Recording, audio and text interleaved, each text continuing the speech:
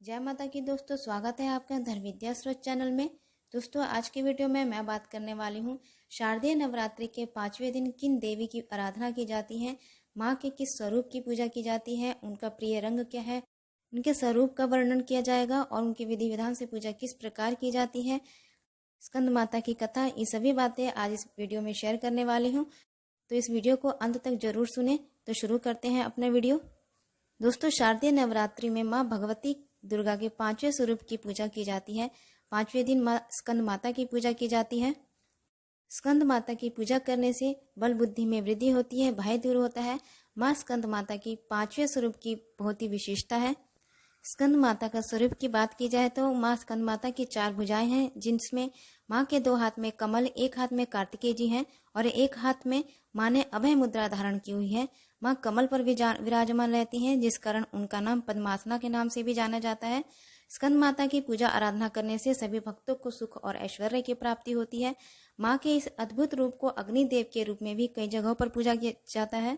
अपने इस ममता भरे व जननी स्वरूप में देवी भक्तों से अपार स्नेह करती हैं। नवरात्रि के 5वें दिन स्कंद माता शेर पर सवार होकर आती हैं। मातृत्व रूप धारण किए होती हैं। उनका ग्रह बुध है और शुभ रंग नीला है। यानी आज के दिन अगर आप नीले वस्त्र धारण करके माँ की आराधना करते हैं, उनकी विशेष कृपा प्राप्त होगी आपको। शास्त्रों के अनुसार देवी स्कंद माता बुध ग्रह को नियंत्रण करती है। देवी की पूजा से बुध ग्रह के बुरे प्रभाव कम होते हैं। स्कंद माता की पूजा करने से, उनकी आराधना करने से, उनकी आराधना का इतना विशेष महत्व बताया गया है कि जिनके ग्रह में बुध का दोष है या उसका बुरा प्रभाव है, वे उसको नियंत्रित करती हैं। पूरे विधि विधान से माता स्कंद माता की पूजा की जाती है तो बुध ग्रह के जो भी दोष होते हैं वे सब दूर हो जाते हैं। स्कंद माता का आशीर्वाद प्राप्त होता है, साथ ही बुध देव की कृपा भी आपको मिलती है। स्कंद माता देवी को पद्मासना देवी भी कहा जाता है। क्यों? इसलिए कहा जाता है क्योंकि उनके गोद में कार्तिकेय जी बैठे हुए हैं। इसलिए नवरात्रि के 5वें दिन स्कंद माता के साथ ही साथ कार्तिकेय की पूजा भी बहुत ही विशेष रूप से महत्व रखती है।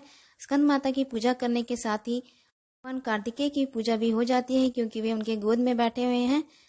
उनकी पूजा करने से वंश आगे बढ़ता है, संतान के सभी दुख दूर हो जाते हैं, घर परिवार में हमेशा खुशहाली बनी रहती है। कार्तिकेय जी की पूजा से मंगल भी मजबूत होता है और माँ स्कंद माता को सुख शांति की देवी भी माना जाता है। तो दोस्तों, अब बात करते हैं स्कंद माता की विधि विधान से पूजा कैसे करनी है आपको। जैसे कि नवरात्रि की प्रतिपदा तिथि से आपने जो चौकी स्थापित की है, दुर्गा की प्रतिमा स्थापित की है, वहीं माता स्कंद माता की पूजा करनी है। मन में उनके स्वरूप की वर्णन करते हुए, धारण करते हुए, माता स्कंद माता का नाम लेते हुए, कार्तिकेय जी का नाम लेते हुए पूजा करने का संकल्प लें। सबसे पहले आपको गणेश जी की पूजा करनी है। गणेश जी की विधि विधान से पूजा करने के बाद माता के स्वरूप की पूजा करनी है।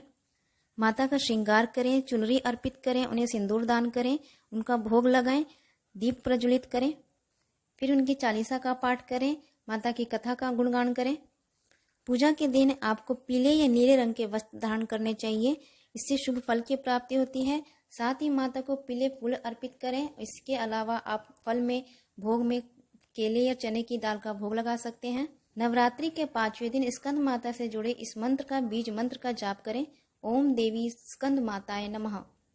फिर माता रानी की प्रतिमा के सामने हाथ जोड़कर उनसे प्रार्थना करें। प्रार्थना मंत्र इस प्रकार है: सिंहासनगता नित्यम पंचांजित कर द्वया शुभदास्तु सदा देवी स्कंद माता यशस्विनी। इस मंत्र का जाप कर कर आपके जो भी मनोकामना है, जो भी प्रार्थना है, माता रानी के सामने उनसे कहें, उनसे प्रार्थना करें। स्कंद माता की पूजा करने से संतान का सुख और वैभव प्राप्त होता है, यश प्राप्त होता है। दोस्तों, अब स्कंद माता की कथा का वर्णन करते हैं। दुर्गा पूजा के 5वें दिन देवताओं के सेनापति कुमार कार्तिकेय की माता की पूजा होती है। कुमार कार्तिकेय के ग्रंथों में सनत कुमार, स्कंद कुमार के नाम से भी पुकारा गया है।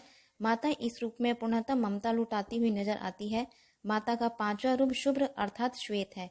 जब अत्याचारी दानवों का अत्याचार बढ़ता रहा, तब माता संत जनों की रक्षा के लिए सिंह पर सवार होकर दुष्टों का अंत करती है। देवी स्कंद माता की 4 भुजाएं हैं। माता अपने दोनों हाथों में कमल का फूल धारण करती हैं और एक भुजा में भगवान स्कंद यानी कुमार कार्तिकेय को सहारा देकर अपनी गोद में लिए बैठी हैं। माँ का चौथा हाथ भक्तों को आशीर्वाद देने की मुद्रा में है। देवी स्कंद माता ही हिमालय की पुत्री पार्वती हैं। इन्हें ही माहेश्वरी और गौरी के नाम से जाना जाता है। ये पर्वतराज की पुत्री होने से पार्वती कहलाती हैं। महादेव की वामिनी यानी पत्नी होने से माहेश्वरी कहलाती हैं और अपने गौर वर्ण के कारण देवी गौरी के नाम से पूजी जाती हैं।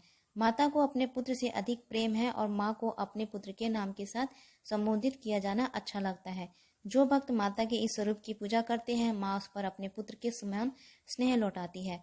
भोले शंकर को पति के रूप में प्राप्त करने के लिए माता ने महान व्रत किया। उस महादेव की पूजा भी आदरपूर्वक करें, क्योंकि इनकी पूजा न होने से देवी की कृपा नहीं मिलती है। श्री हरि की पूजा देवी लक्ष्मी के साथ ही की जानी चाहिए।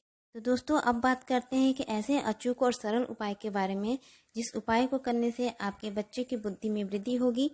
दोस्तों, अब मैं बात करूंगी 2 ऐसे उपाय के बारे में जिस उपाय को करने से जिनकी संतान नहीं है, जो संतान या पुत्र प्राप्ति की इच्छा करते हैं, माता स्कंद माता की पूजा करने से उनकी सभी मनोकामनाएं ये पूरी होंगी।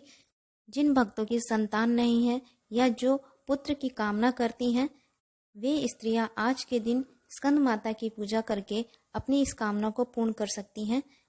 माँ के स्वरूप की पूरे विधि विधान से पूजा करने के बाद उनके इस मंत्र का जाप करें। ओम स्कंद मात्रे नमः। इस मंत्र का 108 बार जाप करने से माता रानी आपकी कामना को पूर्ण करेंगी। आपकी जो भी कामना है, संतान प्राप्ति की या पुत्र प्राप्ति की कामना है, उसके लिए कोई ना कोई शुभ समाचार आपको जल्दी प्राप्त होगा। दूसरा उपाय है, जिन बच्चों का पढ़ाई में मन नहीं लगता है या बुद्धि विवेक कम है, उनके लिए ये माताएं इस उपाय को जरूर करें। स्कंद माता की पूजा करने के बाद उनके भोग में 6 इलायची चढ़ाने से बच्चे के बुद्धि में विकास होता है, वृद्धि होती है, उसे यश मान सम्मान की प्राप्ति होती है। तो दोस्तों, ये जानकारी आपको कैसी लगी? अगर ये जानकारी आपको अच्छी लगे, इस उपाय को करने से आपको कोई लाभ प्राप्त होता है, तो प्लीज़ कमेंट बॉक्स में कमेंट करके ज़रूर बताएं। सब्सक्राइब कर लें मेरे चैनल को, ज़्यादा से ज़्यादा लाइक करें, शेयर करें। मिलते हैं अगले वीडियो में। जय माता की दोस्तों।